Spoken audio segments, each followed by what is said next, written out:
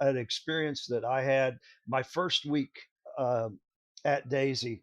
Uh, One of the salesmen said, "We're setting up the inflatable. We have inflatable ranges for sale. They're Mm. they're like a bouncy house, but it's 2 lanes. Full. You just hook the fan to it. It blows up. Just stand out there and you can let kids shoot. You give them their first lesson and then you let them shoot. So we're setting up the inflatable over in Walmart parking lot.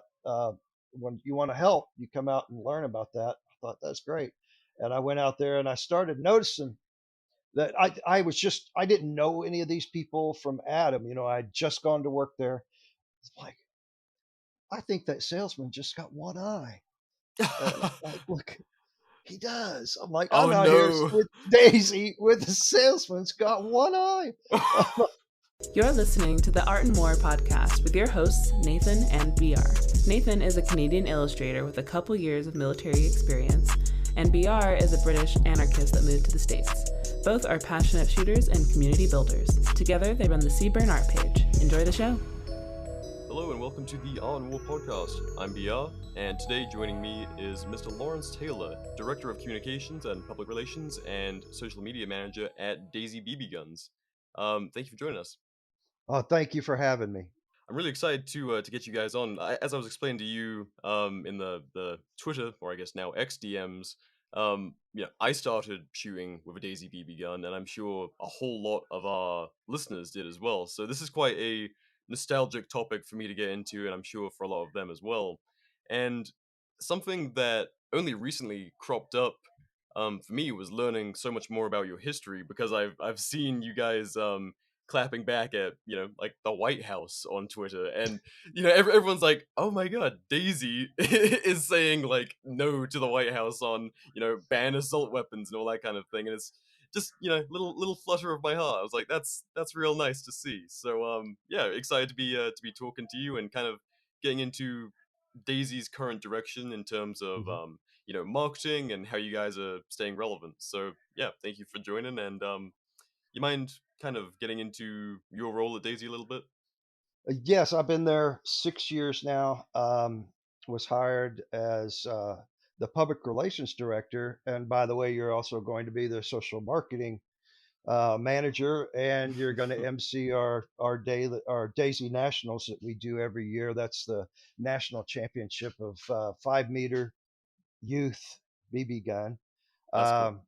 Um, so there was a lot additional whenever I hired on there that I get to do, but this is doing the social marketing has been incredibly frustrating, incredibly tough because of the rules on Meta. Yeah. When you're looking at Facebook and Instagram, I mean, we are even though we are Daisy BB Guns, we're an evil gun company. So I mean, I have dealt with being penalized on those formats, and it's been such a pleasure to get back over on X, which we got back over whenever Elon purchased it, gave it a shot and worked it for a while and saw minimal success, and then implemented a new marketing strategy and have just kind of skyrocketed. And it has been so fantastic for me after working 5.5 years on social marketing and getting nowhere, feeling like you're always in the quicksand,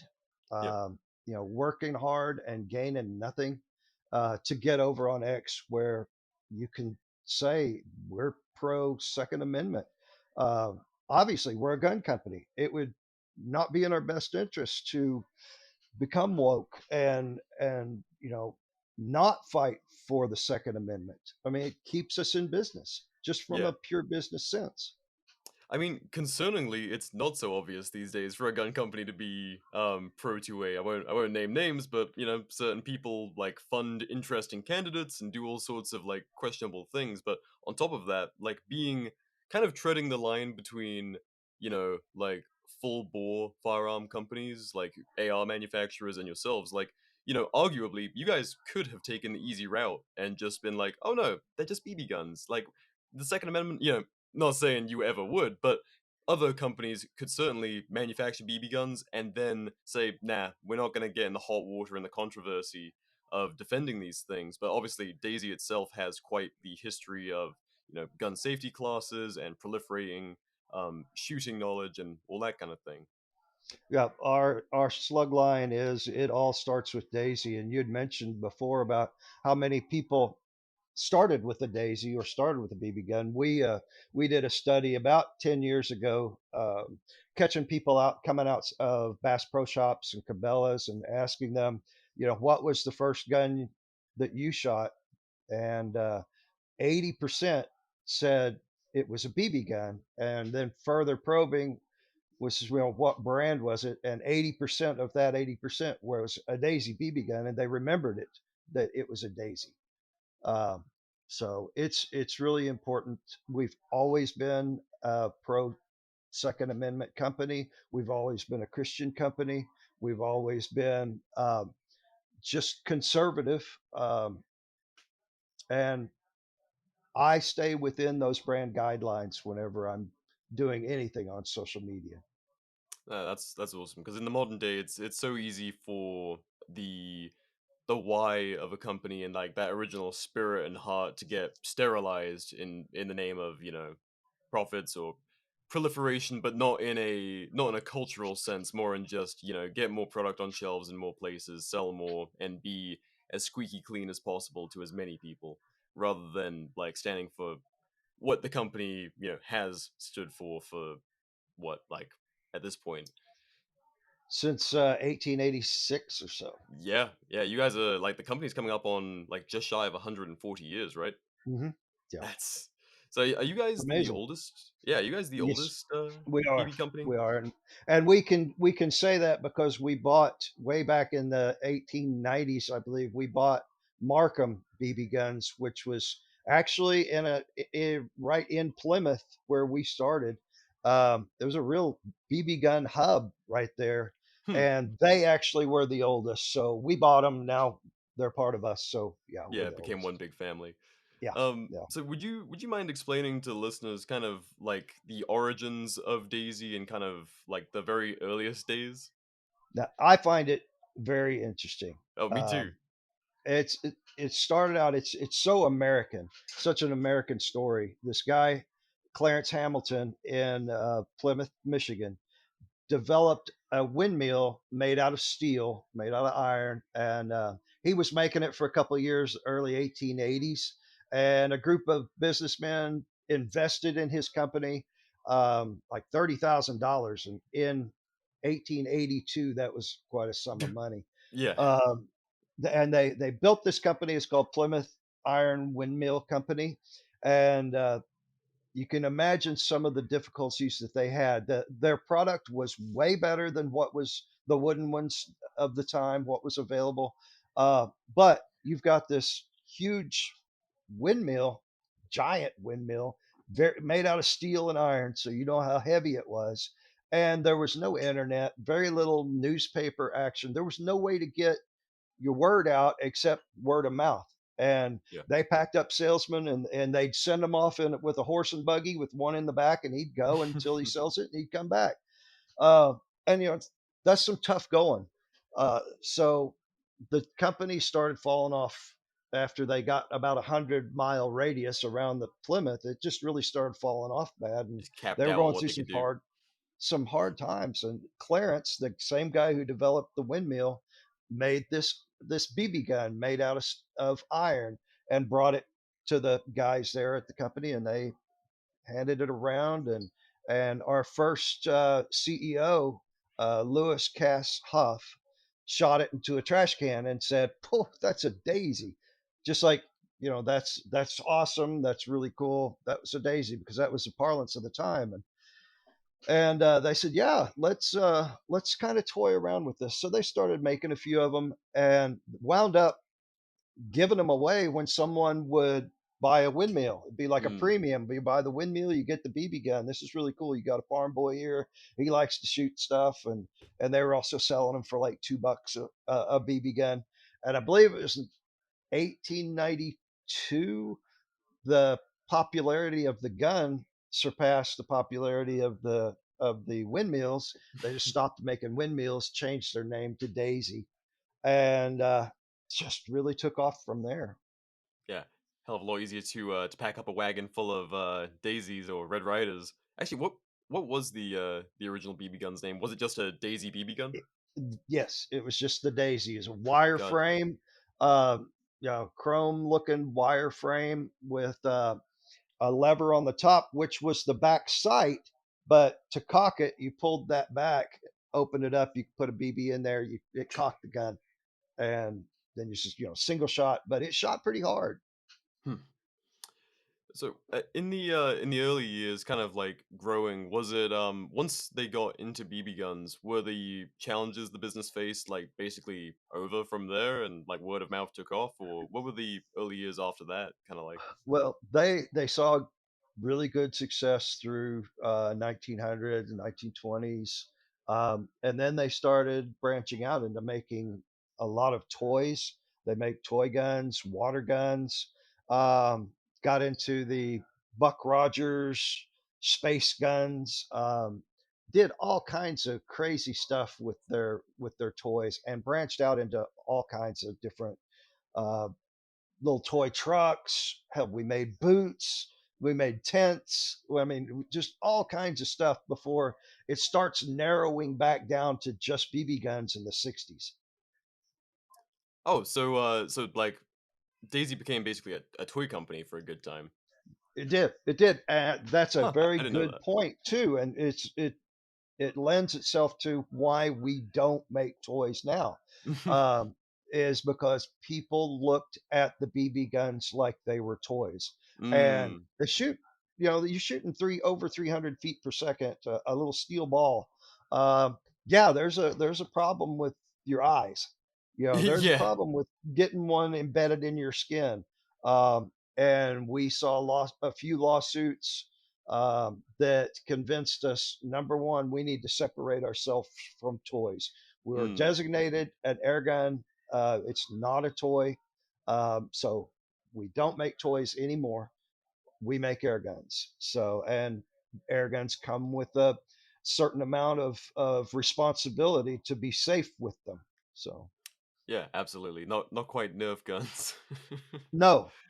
Although I'm sure back in back in the early 1900s, that's exactly how kids were using them to a degree. Um, so did that lead into like following that kind of mindset switch? Did that start to lead into more safety classes and the like? Yeah, in the early 50s, the company recognized their responsibility. Hired a guy out of Michigan who was he was a school PE teacher, and he developed a 10 lesson curriculum that is still used today. But at that time, he was actually going into the schools and teaching this 10 hours of bookwork before you ever touch an air gun. Um, so you get all the knowledge, you get the safety concerns out of the way, and then they can, under strict supervision, start their shooting training. And that curriculum is used by a few JCs groups, but mostly the 4-H shooting sports program, and to put together the teams that compete in their state championships for a chance to come to the Daisy Nationals that we hold every July. Um, it's a 5 meter, um, four position. They shoot standing, prone, kneeling, and sitting. 10 shots each. Up for points, up to 10 points. If the bullseye's hit, it's a 10. 9, 8, expanding out, and then so that's 400. And we also give a 50-question test, written test that the kids have to take before they start shooting, and that's another 100 points. So for a total of 500 points possible. Uh, we had a girl 2 years ago from South Dakota that broke the record. Her final score was 494, which Wow. meant she missed the bullseye 6 times over 40 shots. So that's pretty good.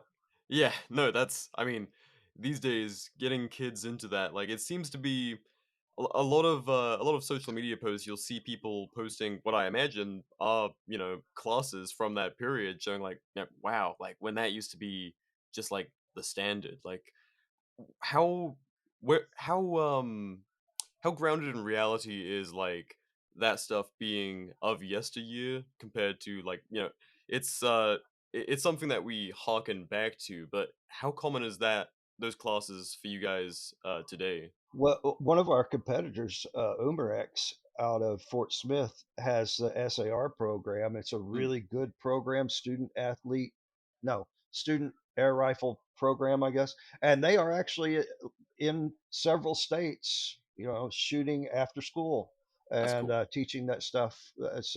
Uh, our industry as a group, being the first, your introduction to the shooting sports, as a whole, we're all pretty responsible for taking either those kind of classes or the classes that we do.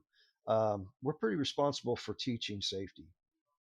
Yeah, I mean, like nowadays, whether you're starting out with, a Red Rider, or if a lot of people, their first introduction to shooting sports might be a little bit older than, someone who grows up in the country. Maybe they get into, airsoft or something.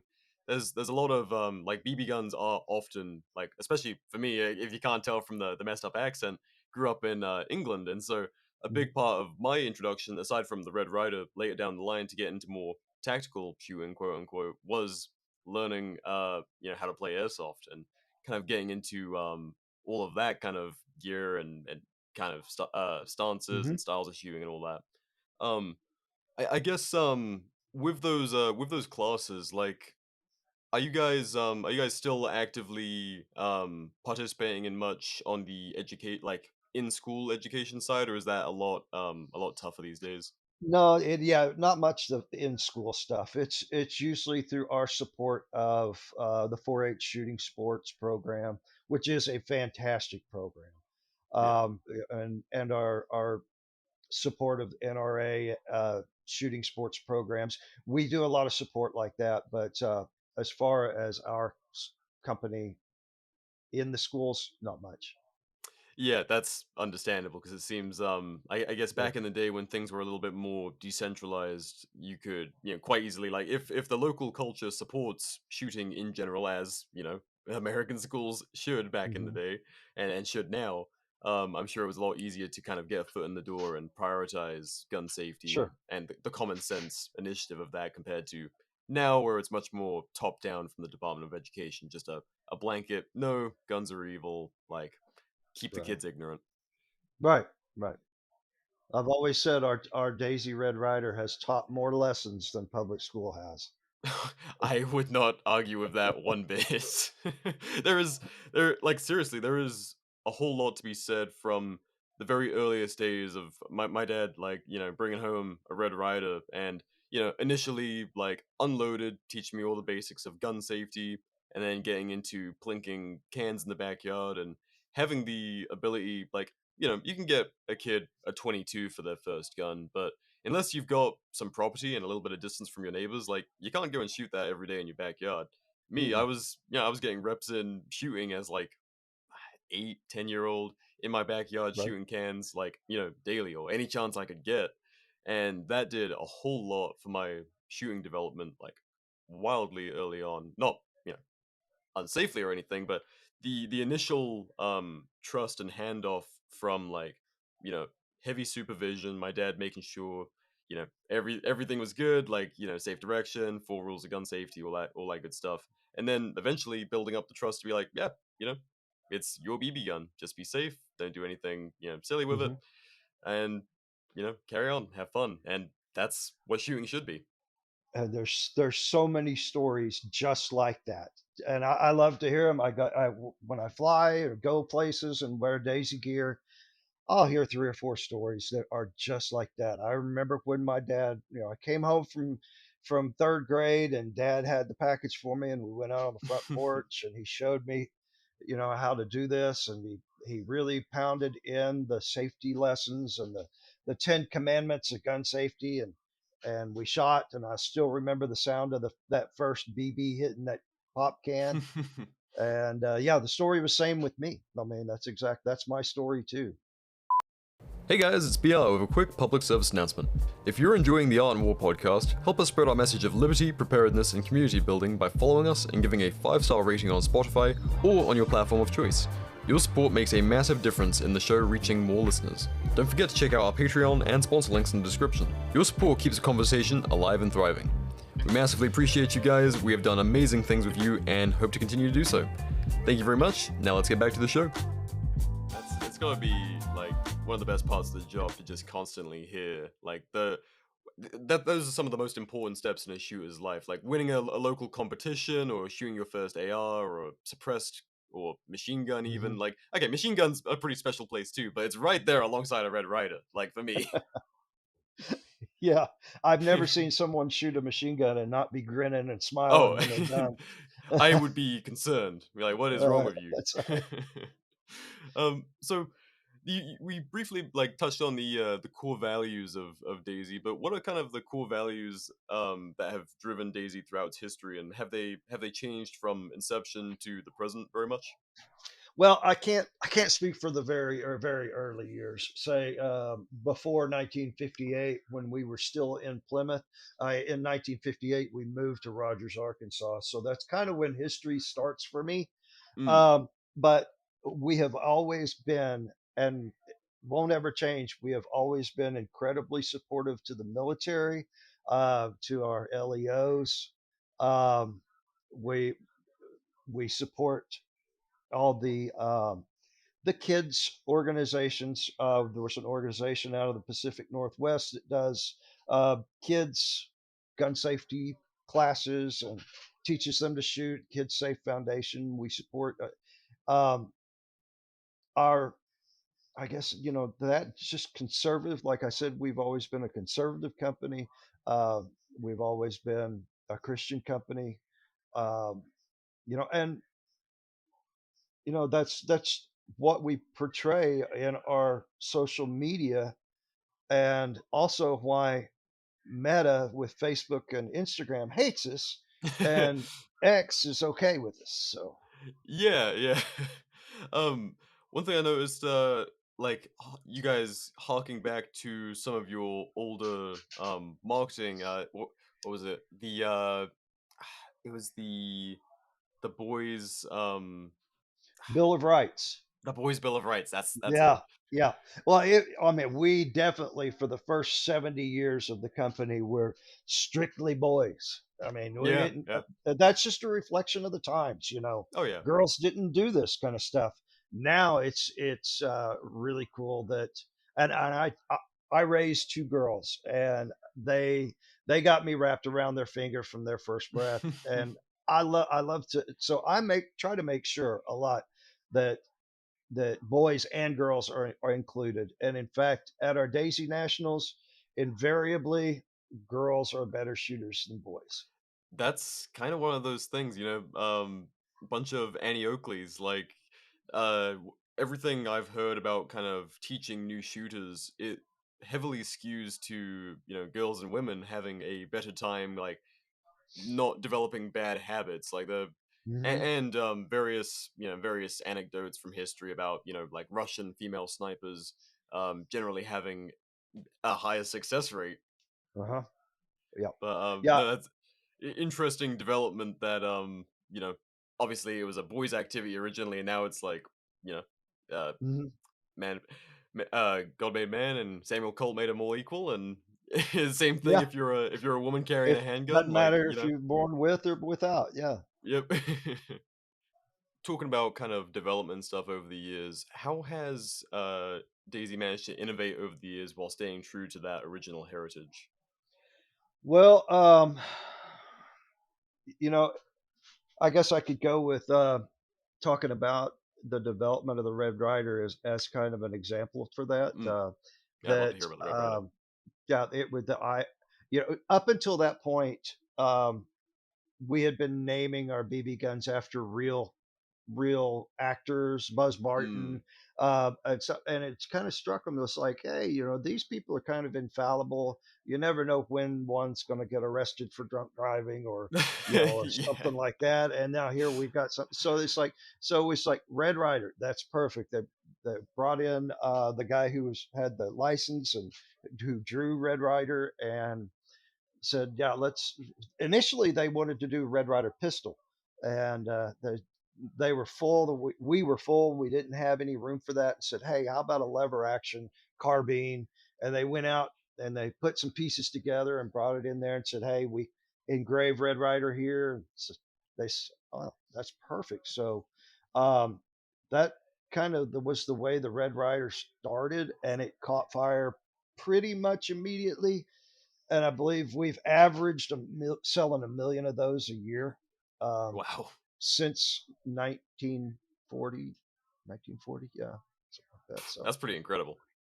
yeah, Uh, yeah, I mean that but that's like big boy firearm company stuff right there. yeah, yeah. So we and we continue to try with everything that marketing material that we put out to stay within those brand guidelines of Western adventure. And Yeah, we've got some new guns that are coming out next year. It's nothing earth shattering, but some new colors and the Western Sky edition and some things like that. That harkens back to the old West like that. So. that's cool. So, kind of parallel to like the development of the physical products. You were mentioning this recent change in strategy on social media. So your social media presence kind of like out of nowhere for a lot of us. It became quite bold. What's the strategy behind that?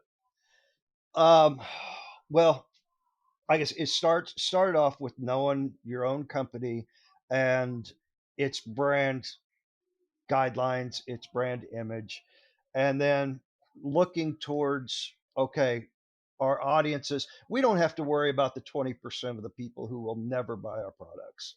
Yeah. There's 20% that we are the devil. So don't, all right, you don't have to worry about those. You offend them. Who cares? They're not buying your product anyway. So, if you look at our audience of people, there's 20% of those that will probably buy our product no matter what, and then there's those in the middle, Yep. and who are all these others in the middle? It's like, well, it's never been easier to find a dividing line in our society than it is now. I mean, if you see somebody with a MAGA thing in their uh, profile, chances are they support the Second Amendment, and that's really what we look at is the Second Amendment support. So all those conservatives are your people. You don't have to worry about it. They are your people. So it's kind of just taking that population, and of course there's a lot of other smaller subpopulations within there, the homesteader people who are going Yep. back to the earth and growing chickens and rabbits like I do, things like that, the homeschool people, they're very supportive of the Second Amendment. You take those and then just reflect back on them, their views. They said, a lot of people don't want to hear your opinion, they want to hear their opinion come out of your mouth. Well, yeah, that's pretty accurate, and it helps that we actually are those people. I mean, that's been our company for forever. We are the only company I've ever worked for, and it's a dying thing that have 3 generations of a family work for us. We had like Mm, our art director is Stephen Rybar. His grandmother was a receptionist in Plymouth before we moved in 1958. His wow. father worked for us his whole life. He actually made the move from Plymouth to Rogers with his family, and now here Stephen is there, and we've got another person there that's similar to that. So you just don't see that kind of family type environment anymore. Usually, if you go in and interview with a company and they say we're like a family, oh, you run the other way because Yeah, yeah, yeah. What we mean is we want you to work so much unpaid overtime. right, right, and you have to do the dishes before you leave. Right, Yeah, yeah. So by the sounds of it, the company culture's got to be like quite rich within the building. Then it is. It is. it's Yeah. And you guys are based out of, is it Rogers, Arkansas? Rogers, Arkansas, right near Bentonville, which is Walmart's, Walmart's throne, or their that's their city. So we're right Mm, there. There's a lot of it's an incredibly fast growing area. Just about everyone who sells to Walmart opens a storefront there, hmm. just to service that aspect.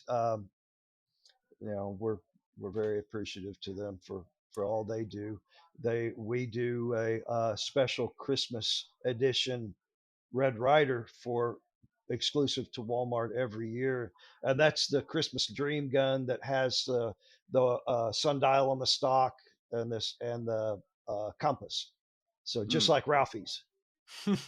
That's there's two things there that I want to get into. Like, um, one, I mean, it's probably an underappreciated part of the story is like a store as powerful as Walmart, like proliferating the Red Rider. Like, was that how long has that relationship existed? Because something like that, where you put, the ability to get into firearms like in every Walmart in the country is no insignificant step. Yeah, it's well, it was easy before, Yeah. before the last few years, and Yeah. now that they have cut their number of guns that they sell, you can still get a shotgun. You can still get a Remington at my Walmart here in Alma, Arkansas, but I'm not sure you could get one in uh, Fort Lauderdale, Florida, or something like that, or Yeah, it used to be that you you could. know. Yeah, I would go when I first got to the states back in late 2018.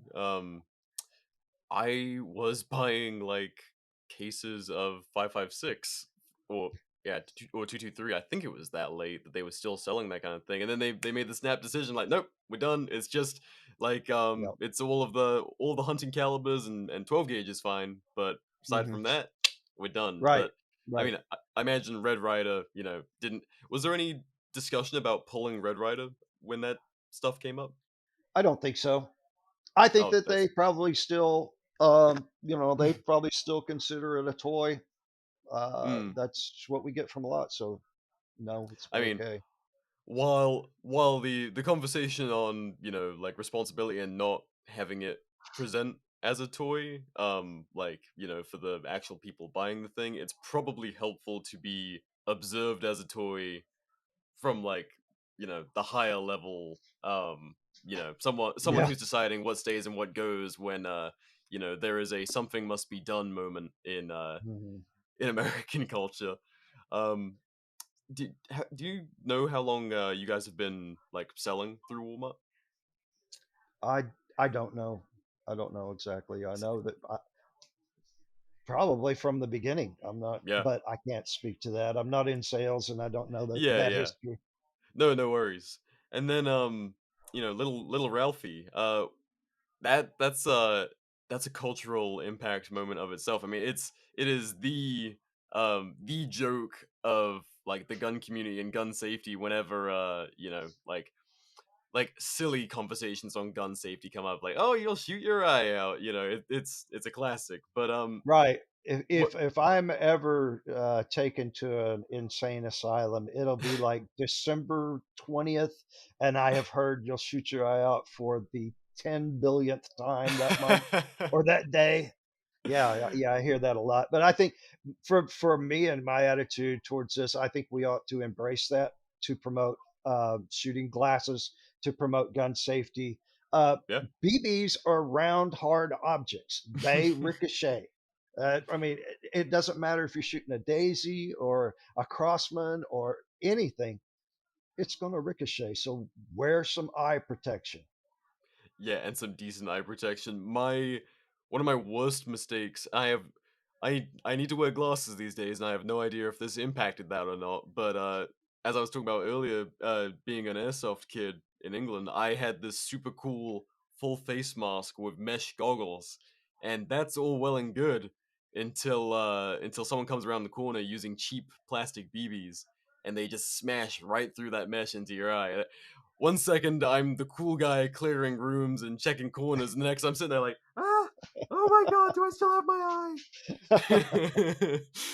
not great. So Yeah, no, big no. proponent of eye safety these days, especially with the advent of shoot. I trust all my buddies that 3D print guns and do all that cool stuff, but at the same time I'm gonna wear adequate eye protection just in Good. case. Yes, you should. Not quite a welder's mask, although I've seen that, Hmm. but no. Invest in some good eyewear, guys. Um, Yes. so with Daisy being a lot of people's introduction to shooting, how does that impact your marketing, like both historically and kind of in the present day? Has it been like pretty even keel on how you reach out to people, or Yes, I mean, I think for the last 30 years or so, it has been, we're the gateway, we're the grandfather, where we are your, we help introduce you to the shooting sports and to the shooting, and everything that we do is, is to support that, and that you learn the 10 commandments of gun safety, and that, a lot of that is just practiced motions that you're going through as an adult, checking the safety and keeping your finger off the trigger, and not pointing at anything you don't intend to shoot.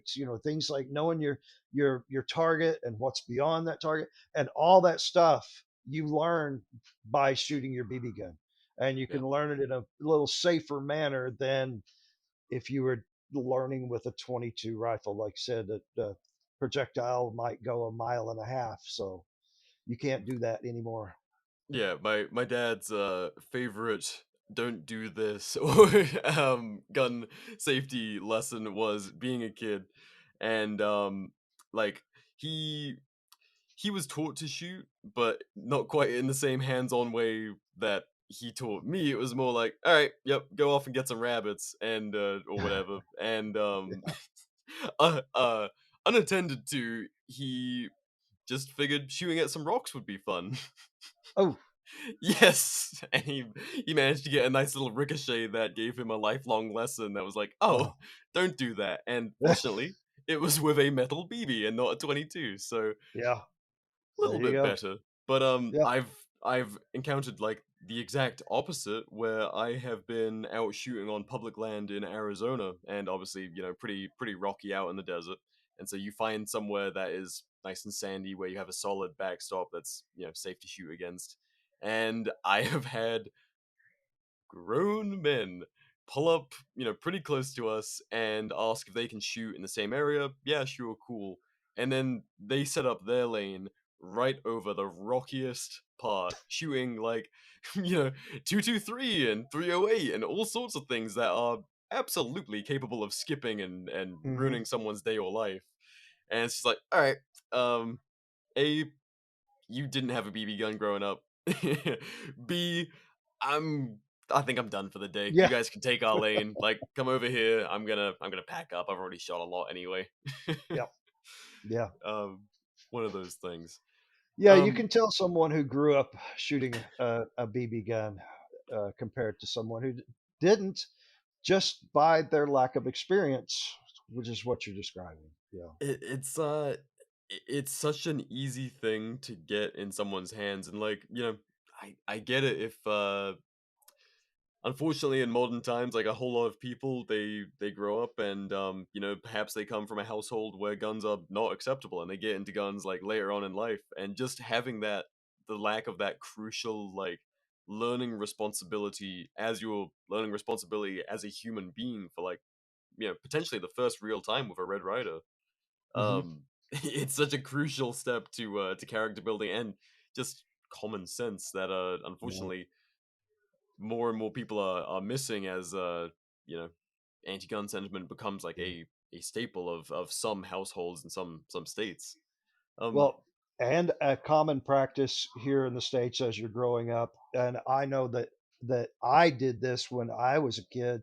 As you're getting to be, say, if your dad's a duck hunter like mine was, and you're getting to be the age where you think you want to go with them and see what it's all about, they'll often have you carry your empty BB gun for a season. I've spent a whole season hunting with dad, with an empty gun, and the number of times, watch your Yep. muzzle, is your Yep. safety on, and just those lessons that he taught along the way, and I could do it with my Daisy, um, made me a much safer hunter.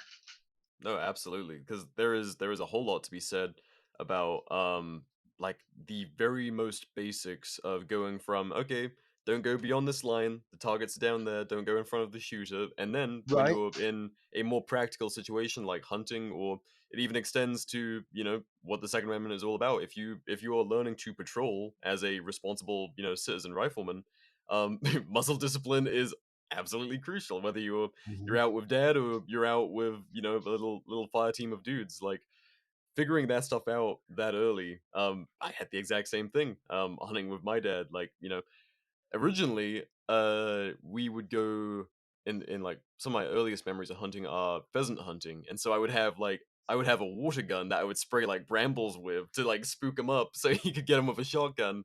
And later that turned into my Red Ryder, and down the road like a slightly Yeah. stronger pellet gun when I was going for rabbits and stuff. But no, those crucial steps of like going from, okay, this is the safe firing line, like we don't do anything with guns beyond this, to, okay, we're gonna walk around with them, and that's quite the step. Hmm. It is. But if you've got that training down, that it helps an awful lot. I mean, there's been people that, especially in high school, that I would hunt with once, and that was it. Yes. Yeah, like, oh, like, our dads are a Yeah, little different, huh? yeah, exactly. Yeah, you didn't have one. And I don't care how many wood ducks are coming into this spot, it's not worth it. Yeah, So, yeah, like, I would much rather enjoy the day and just see some and animals live. than bag something. Yeah, like, don't give me the Dick Cheney treatment. Um, Yeah. um, have you had any particularly memorable stories from anyone about kind of their first experiences, or like Daisy being a part of their growing up? Well, I hear so many of those. I Yeah, hear yeah. a lot of them. Um, an experience that I had my first week um, at Daisy. Uh, One of the salesmen said, "We're setting up the inflatable. We have inflatable ranges for sale. They're Mm. they're like a bouncy house, but it's 2 lanes. Full. You just hook the fan to it. It blows up. You rig a couple of rope deals in there, and you just stand out there, and you can let kids shoot. You give them their first lesson, and then you let them shoot. So we're setting up the inflatable over in Walmart parking lot. When you want to help, you come out and learn about that. I thought that's great, and I went out there and I started noticing that I didn't know any of these people from Adam. I'd just gone to work there. It's like, I think that salesman just got one eye.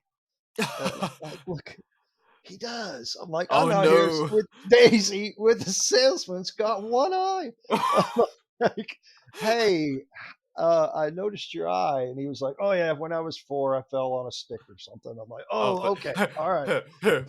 sorry, but thank God. Yeah. Uh, That is quite the look. Is he still with the company? oh, he's retired now. So. Oh, that's that's oh my God. Like, okay, I'm here today to teach you kids about gun safety. Don't be like this guy. Yeah. Yeah. Oh man. So we touched on Ralphie and Christmas Story. Yes, yeah, That yeah. was kind of that's an interesting thing that we can talk about for a minute.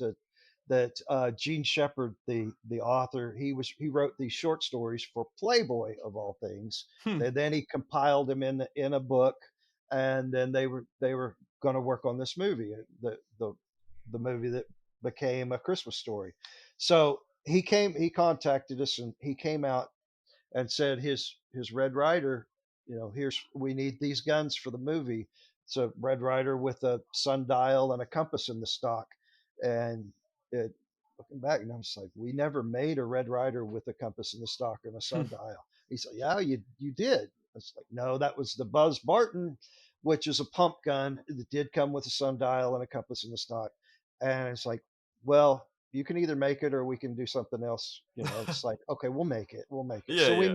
we made 6 of them, I believe, for the movie, and shipped them out there. But Gene Shepard was wrong in his memory of his BB gun. But we said around Christmas time we've got them now for sure. Yeah, That's yeah. one of our most popular items. I mean, it's one of those things where when you get to pass something down that was nostalgic for, like you as a kid growing up, and then you get to hand the very same thing to your kid. Like I recently I was visiting my parents, and the very 22 that I grew up with, like my parents have since emigrated from England to New Zealand, which, both not great countries to be shooting in. Mm-hmm. And my dad, somehow, I have no idea how he managed this, he still has the 22 that I grew up shooting. And it's this nice little CZ with a suppressor and like a very basic scope on it that I have spent, tens if not hundreds of hours behind, and have some very fond memories having grown up shooting. And I got to shoot that again out there in New Zealand and go like take care of some rabbits on his property. I was like, man, I need my kids when I have them to be able to get behind this gun. And Right. it's not always possible. Like I'm not sure if I'd be able to get that particular rifle to the States, unfortunately, should I ever want to. But being able to replicate, like the I feel like my shooting journey was so well considered by my dad, like starting with the Red Rider, and I want to replicate that very same thing, like the handoff of responsibility, and to be able to, pass that down is such a crucial thing. And so Mm-hmm. with the little Ralphie BB guns, it's got to be the same thing where a whole lot of people where maybe that was the impetus for them being like, "Oh, that's cool. I would love a BB gun," and then being able to watch their kid unwrap that, and then watch A Christmas Story with them. That's quite the American cultural moment right there. Hmm. It really is. I never would have thought back. I actually saw that movie in 19. It's either 83 or 84. Um, at a theater, the Mm. date with my girlfriend, and going and watching that movie and being enthralled all the way through it, and then standing up thinking, was that a good movie or was that just a kind of a nostalgic movie? And then it just grew such. I mean, I had no idea that eventually in my life I'd go to work for that company, but Yeah, which really cool. Um, but yeah, I mean, the cult following, to have that movie play 24 hours a day on the biggest gift giving holiday of the year. Uh, that has was one of the biggest, luckiest marketing moves that we've seen in a long time. yeah. It kind of cemented you guys as the BB gun to gift or to start someone's Right, journey. right. So It made the Red Rider a household name. yeah, which Yeah, it should be. yeah. I agree. For you, do you have a personal favorite amongst Daisy's products? Would it be the Uh, Red Rider or someone else? I like our Red Rider, but I like the Daisy Buck. It is the smallest one that we make. It's a Model 105. It's made for the smallest frame shooters, but it's just a cool little lightweight, little short gun that you can just pop a can with from the hip. So it's a lot of fun. Kind of like the most youth-sized of the BB Yes, guns you have, or yes, it's the yeah, smallest. Yeah. that's I've seen those a few times, and I when it had been a few years since I'd handled my original Daisy, I was like, is that what I grew up shooting? Because it was the first time I'd encountered like BB guns in a while, and I was like, that is tiny. No, Uh, that's that's well, not what I grew I up with.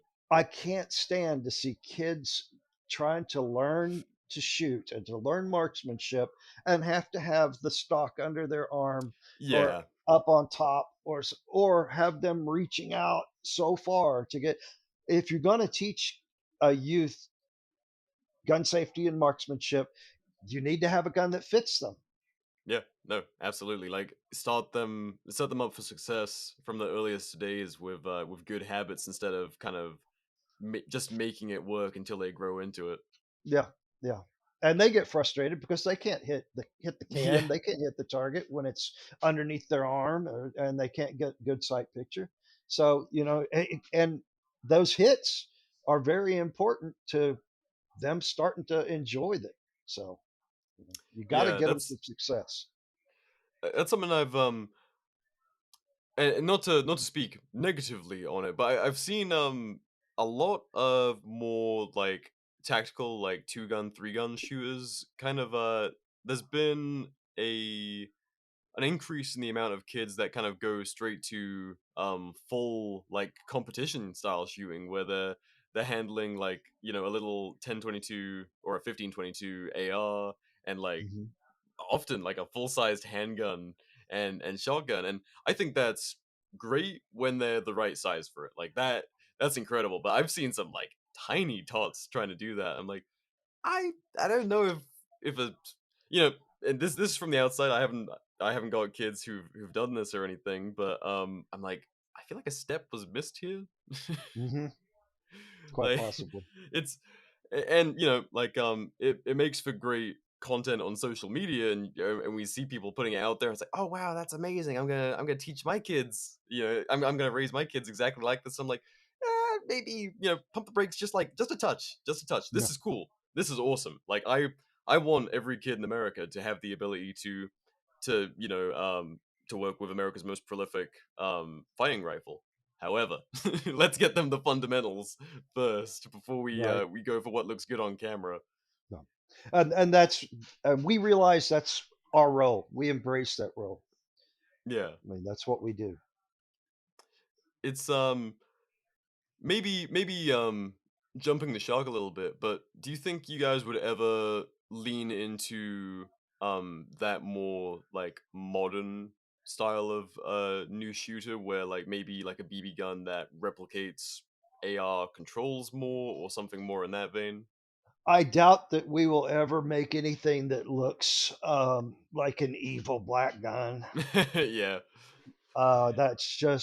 That's really not what our brand image is. We've had some uh, firearm replicas, which is of course another category. Um, but I don't think we're going to do that anymore. We're probably going to stick to what we do best: a lever Yeah. action carbine, and we also own, well, now we own Crossman and Benjamin too. So we with that pairing, Crossman makes a great full auto BB gun, and they do Yeah. some replicas. It's not really essential that we can keep our brand more purely for the kids. Yeah, no, that makes sense. Kind of keep the very first building blocks as kind of straightforward and um I guess able to be proliferated as possible. Hmm. Yeah. Yeah. You mentioned kind of a few famous names and kind of moving away from famous names due to the fact that all people are infallible or all people are fallible. Hmm. Are there any historical figures or mentors that inspired Daisy's journey? Well, we have really Red Rider stands alone in that since 1940. Mm, Uh, but we have done special editions, special things like a John Wayne version, and things like that. We do those out of our Daisy Museum, which is actually a separate entity from Daisy. It's a nonprofit. Um, got a museum in downtown Rogers that tells the Daisy history from the beginning all the way through, shows all the toys and stuff. There's displays that show like what we did during World War II when all the metal was, we were making parts for airplanes and things like that. And then, of course, all kinds of cool little displays in there. But that's my point, was that's where we do a lot of our special editions. So anybody wants to go to daisymuseum.com, you can go on there and look at all the special police support gun. We've got a Second Amendment gun. We've got a bunch of different guns with different engravings on their stock, all available um, through the Daisy Museum. Mm. That's how that museum stays afloat and stays where they can do things. Is we make them special guns, and then they sell them out of there. One of the coolest, while I'm on this topic, one of the coolest displays in the museum is a golf ball, and it is set in front of one of our astronauts on the moon, and it says Daisy, your golf balls are out of this world. Um, uh, James Shepard, well, the astronaut that hit the golf ball was friends with our PR guy at the time. Our PR guy, we were owned by Victor at that time, which made golf balls. So they made golf balls with everybody's logo on them.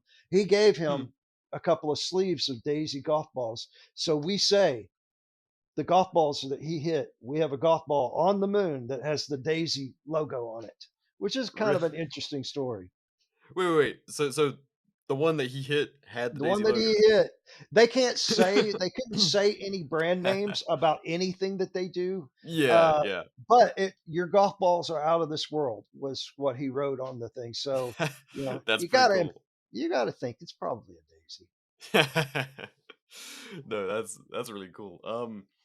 I was wondering, I saw that you guys at one point, Daisy, I guess made like 22s briefly. I think in We the did.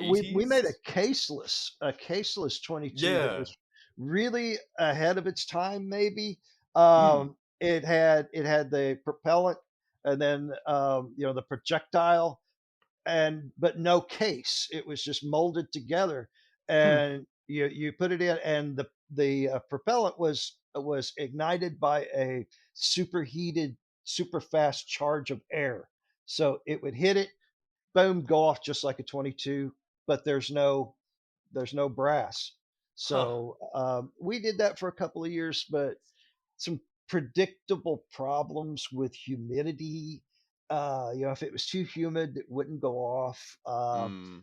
There was just some issues of even packaging of the ammo to keep it from crumbling. Uh, Longevity, and we made a few 22s for so like some of the department stores and things of the time. But yeah, we don't make any firearms. We haven't since 70, I guess. Mm. Do you do you know like what the thought process was behind going for caseless ammunition? It seems like it's really cool and you're right ahead of its time, but like it seems unnecessary for Daisy unless someone in R&D was just like let's have fun. It was one of those opportunity things that someone brought this to us and Mm. said, "Hey, I've developed this. Do you want to take it and take over manufacturing and create it?" Yeah, and we did for a while before it was just like, this is just a dead end. We can't do this Yeah. anymore. Huh. And is any of that caseless ammunition and like those 22s are they at the Daisy Museum?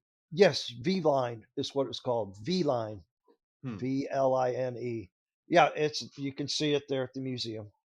That's cool. I know a lot of the gun nerds listening to this would be I mean, one interested in seeing the museum, but two like such an odd pathway to go down, but I mean, very interesting. We love that kind of thing Mhm. on this show. Yeah. Um let's see. Oh, I think so for the kind of looking towards the future of Daisy, like you guys are you know, you're sticking your head up above the trench a little bit with the social media marketing. Is there any wider kind of component to that? Are you guys just trying to basically reestablish to people kind of like where Daisy sits in today's world, kind of having been a little bit quieter historically? Well, our marketing dollar is with a Christmas story is not going to last forever. Yeah, So and we've always been such a cornerstone company, an American cornerstone, Daisy BB guns, household name. baseball, yeah, apple pie. We've always been that kind of rock. So our marketing in the future is always it's always changing, but we need to stand up as a company that strongly and staunchly supports the Second Amendment. No, I I mean, love that. And there's places. I mean, yesterday I dealt with a guy that's like it was mad that we couldn't ship to his city that was right there near Chicago, and it's like we can't we're by law we can't ship to you. It's not our fault. It's your liberal government's fault, and uh, they can change that if they want, but you we can't can't. ship to Illinois? We can't ship to the Chicago area. Huh. It's that restrictive? We can't ship to New Jersey. Yeah. We can't ship much to California. Hmm. There's some of these places that are just the city bans us from doing business. So Yeah, that is insane. That's something I really need to to ask my dad about. Is I have no idea how he got a Red Rider to England. Like, no idea, because I'm pretty sure you guys don't do international sales too much, right? what we do, we sell all around the world, but Oh, really? there are such restrictions in some countries. We are considered a firearm.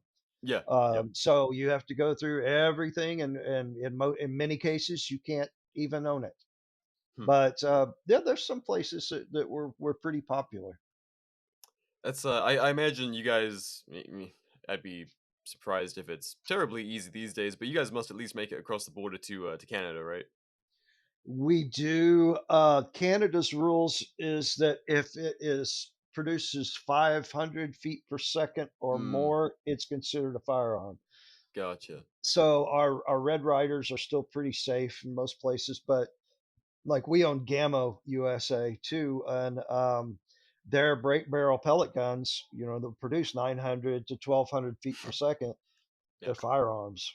Yeah, So that's it's similar in England, and it's I'm sure it's gotten worse since I left. I don't keep up on it because I came over here, I built my first AR, and I forgot. I expelled it from never my look mind. back. No, Yeah. absolutely not.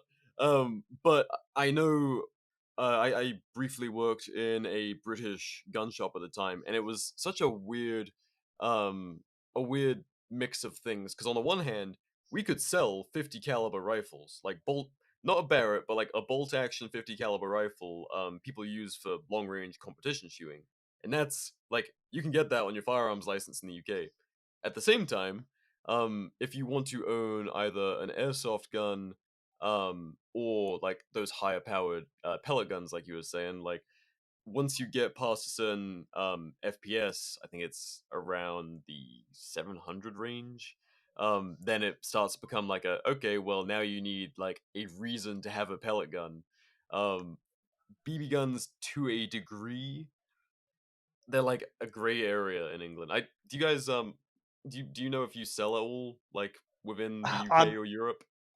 I think we do. I don't know but I'm not privy. I'm not into the sales Yeah, team's yeah. business. I'm because from my memory, like I don't recall seeing like more commercial BB guns like just on the shelf in outdoor stores. It's either like 177 pellet guns that are like stuff that you can get rabbits with, and that's kind of as close to it's either that or all the way on the other end of your Red Riders and stuff where it's plastic BBs instead of like little mellow ones. So Hmm. it's kind of an odd thing, but no, I was just curious that how far Daisy went and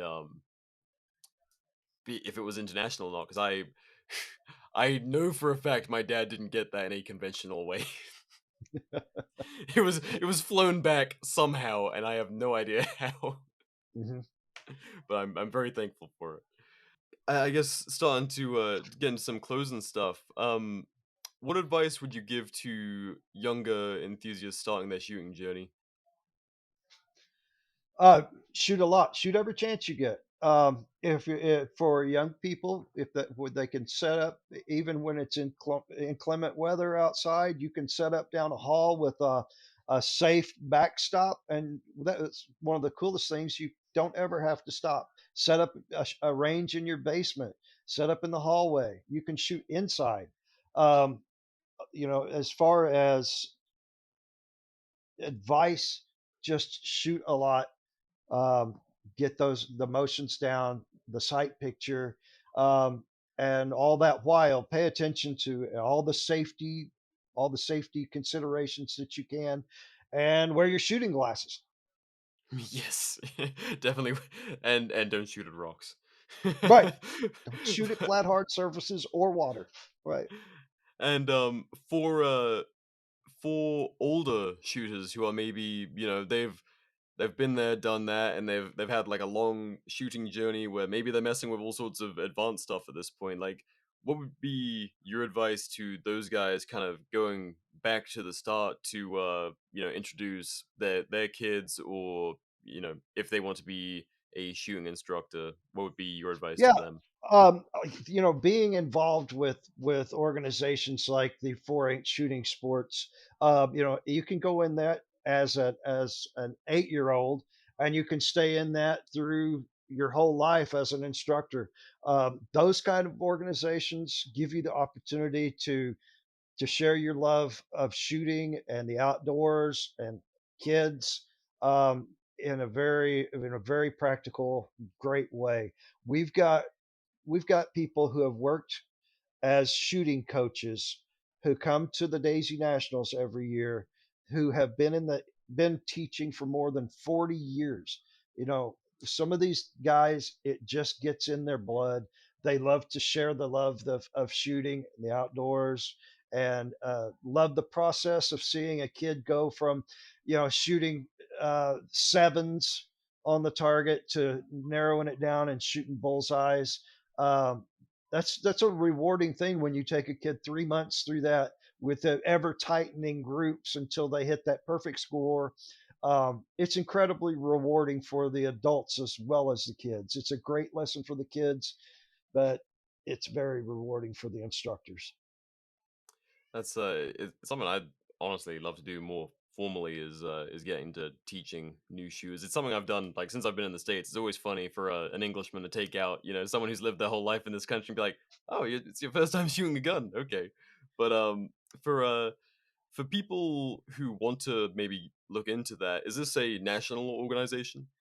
Yes, the 4-H is a national organization. I don't believe they have shooting sports programs in every state. You might that was your county extension agent, and probably a lot of city folks don't have any idea what that is. The people who live in the Midwest and everything would know who that is to contact to see if there's a program. Like I said, American Legion, you contact your local American Legion. Sometimes they will have programs, Hmm, and you always go to the NRA website and search around there. They'll have a lot of resources that you can contact through a link. So that's a good gotcha. way to go about it. No, that's awesome. Is there anything else you would like to share with the people before we start to wrap up on Uh, Daisy or otherwise? on Daisy or otherwise. It's I've been lucky in my life to work for a couple of companies that are 100-year plus companies. One was Hedden, which ironically Daisy owned for a little while. So Hedden's a fishing company that has the topwater spook, and it was so interesting to me to go back and look at some of the catalogs from the 1880s and things Hmm. like that, and to experience and learn about what it was like back then for fishing. And now being able to come over to Daisy with shooting, it's I've been very lucky to work for some really good companies, and Daisy is certainly one of them. Get to be kind of a historian. I mean, seemingly throughout your career, but especially at Daisy, where there's such a rich history to draw from. Right, right. There's so many stories. We didn't even get into the Cass Huff, who was our CEO and my favorite guy of all Hey, time, hey, probably. we still got time if you want to get into it. All right, his Cass Huff was our CEO in the 50s, 60s, um, and he was the most toxic masculine man. I mean, but even that, he knew everyone's name in the warehouse, in the factory. He knew their families. He cared about everybody. But he flew in. He was a pilot in World War II. Had 30 some odd successful missions. conquered an island, just him and another guy flying. They were flying some long route and they were bored and they says, like, there's an island down there, let's strafe it. So they go down and start strafing this island. And then out of a hole in the ground come all these prisoners to become prisoners come out with their hands up and they circled around. One of them kept them out there. One went back to tell everybody, hey, we got a bunch of POWs right on this island. We just captured it. So I mean, and so many cool stories that guy he put together a plane out of pieces and flew it back. And the Air Force finally just said, "We there's so many serial numbers, you just keep the plane." So Oh my god, what? he would take that plane on sales missions or sales calls. So he would fly this aircraft, this war aircraft, into places, and then come out with boxes of Red Riders and BB guns and stuff. Just the he was the coolest guy. You could do a whole hour on just some of his stuff that he did.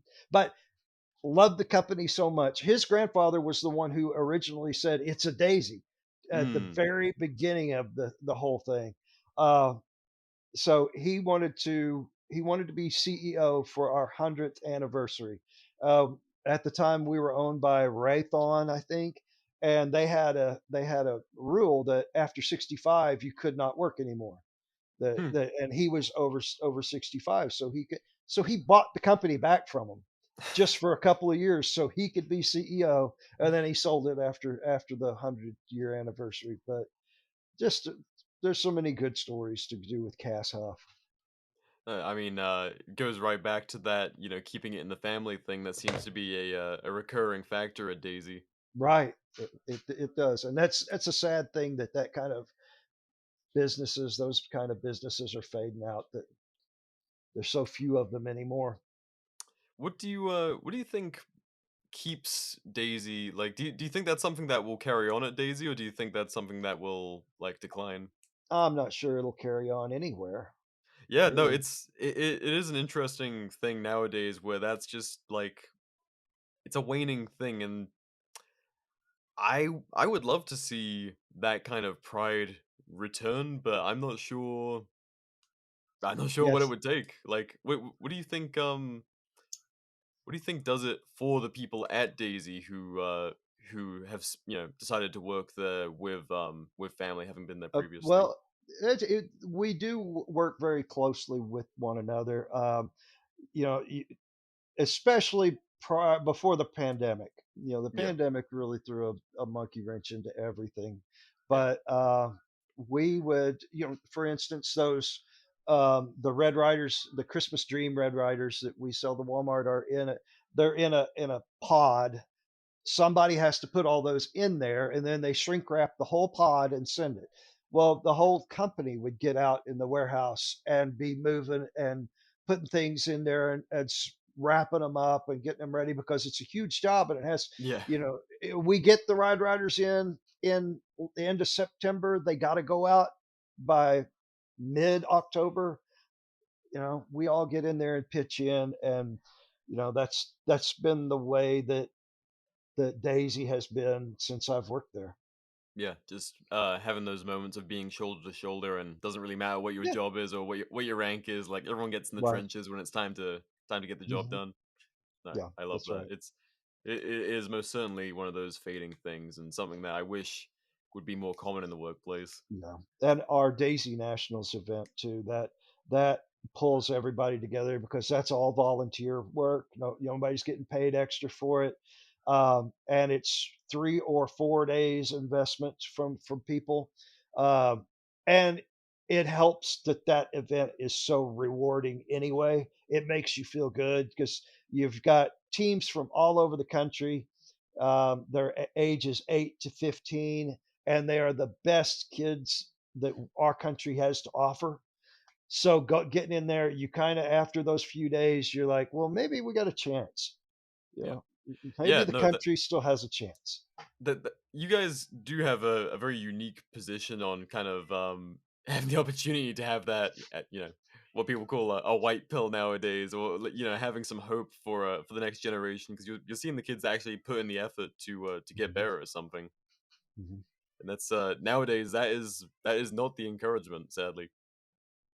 Unfortunately, not for a lot of people, it's not. One final thing I wanted to ask about, which is actually outside of Daisy entirely, is you mentioned archery season coming up. Y- you're I mean I can see from all of your mounts in the background you're quite the hunter. Like what's that look like in your neck of the woods? Yeah, archery season starts. I hunt in Oklahoma. It starts October 1st. So, been a lot of practicing and everything. I grew up very lucky out in the country. So, it was go out the back door and start walking. You could walk half a day without hitting more than two or three houses. So, Yeah, got to do a lot of that. And I was fortunate enough to spend 5 years. Um, Working PR for Pradco on their hunting side, so I got to go see stuff and kill stuff that I'd never be able to afford on my own. Um, but I'm just fortunate that I had two sons. My youngest is 18 now, and we I've taught them everything about hunting, and they've adapted to it, and they love it. So I always have my favorite hunting partners with me, that's and awesome. it's a special family thing. I mean, I'm never closer to my dad than when I'm sitting in a tree waiting on a deer, um, and I just really wanted to instill that in my kids too. So That's really cool, and I feel exactly the same way. If I'm out in the brush, I'm like, yep, yeah. My dad's still around, but he's like on the but other you're side of the thinking of world. him, yeah, Yeah, absolutely, absolutely. yeah.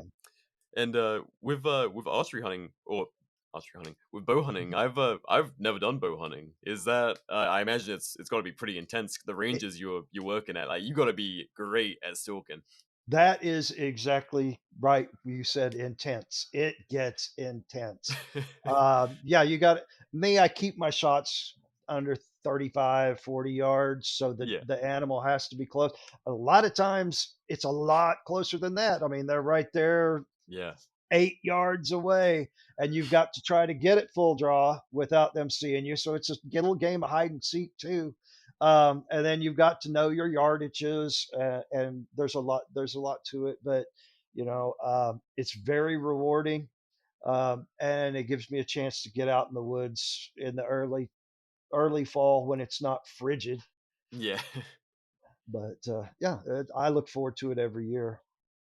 That's that is one hell of a skill set. But no, I you mentioned it, and I was like, I've never really spoken to a bow hunter before, and it's something like I I was into archery growing up, but I don't know if we do bow hunting in the UK. It just Uh, never really came up. It was like a backyard thing, much like the Red Rider. So, yeah, but we'll I'm gonna get like a bunch of DMs from all of my Appalachian hill people and Midwest hunters now going like, "Hey, yeah, come out, we'll do some bow hunting." it's a But great way to get invitations. oh, absolutely. Just float it and wait for everyone to be like, I'm getting ready right now. But Yep, no, that's very cool. Well, Lawrence, thank you so much. It's been a pleasure to discuss Daisy and everything we love about shooting with you, and hopefully to put Daisy kind of back on the radar for a whole bunch of people who haven't thought about it since they were little yep. munchkin pinging cans for the first time. Well, thank you for this opportunity. I am fortunate that Daisy brings back so many good memories for people. No, it's so cool to have a job where every day has got to be triggering nostalgia for people and reaching out and kind of reviving that. Yeah, I saw you guys do the now there's the full size adult Red Rider, and I was like, oh man, I'm I'm so like baby crazy. I'm thinking about like my kids years before we even have them. Where yeah, like it's like no, wedding first, then we'll get to all that stuff. But I saw right. that kit, and I was like, oh man, that would be fun for the backyard right now. I'm kind of tempted to to Yeah, pick up a pair. boy, we need more people like you. That's believe me, that's why I wanted to bring you guys on this show. Is we have a significant audience of people like myself and who have if they're not listeners, they're friends of those people, and we're everywhere. Like I have hope for the future. I think we're in decent hands. Yeah. despite all of the everyone who would have us think otherwise. But no, I'm thankful for companies like Daisy still putting in the effort to start the process for new shooters and to bring them in the right way. So Mhm. no, absolute pleasure to have you. Um, Oh, thank you. one final thing before we go. This is the one gotcha of the whole show, and that is we ask right before we end the episode for some dad advice from our guests, as if and it can be funny, it can be serious. Speaking to our audience, we've got like younger 20 somethings, our audiences all over the place, but a lot of them are like newer shooters kind of getting into the world independently for the first time. Like, what would you, if you could instill any advice in them? Just You mentioned you dad were a dad and advice. grand. Yeah, you Just mentioned you were a dad and okay. grandfather, so Oh you yeah. gotta have I some. You gotta have raised some. raised two girls and two boys, and now I've got four grandkids. And I'll tell my best advice is to realize how lucky you are.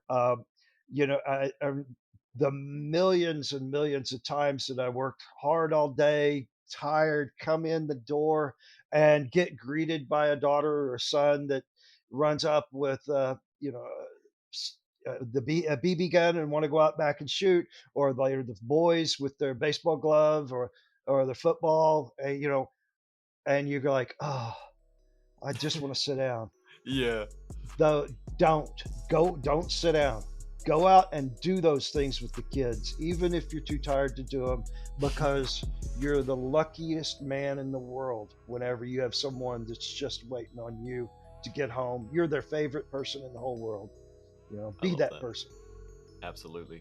No, that is some critical dad advice right there. All Love it. right. Once again, thank you so much, Lawrence, and big thank you to Daisy for coming on. But yeah, I hope people are out there getting Red Riders for their kids for many decades to come, and I'm sure they will be. Thank All you. right.